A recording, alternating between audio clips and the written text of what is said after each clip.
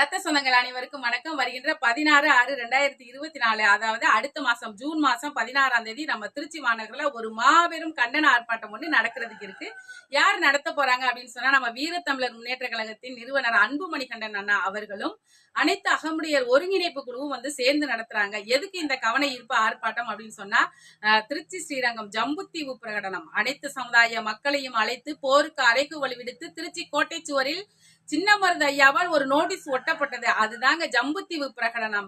இப்போ 18ஆம் நூற்றாண்டையே வந்து புரட்டி போடும் ஒரு வரலாற்று சம்பவங்க இது. அந்த நோட்டீஸ பார்த்த வெள்ளையர்கள் வந்து அப்படி கதிகலங்கி போயிட்டாங்க. இப்படி ஒரு வரலாற்று சம்பவத்தை துணிச்சலோடு நடத்துற நம்ம ஐயாக்களுக்கு திருச்சியில வந்து ஒரு நினைவு சின்னம் இல்லைங்க, ஒரு தூண் கூட இல்லைங்க.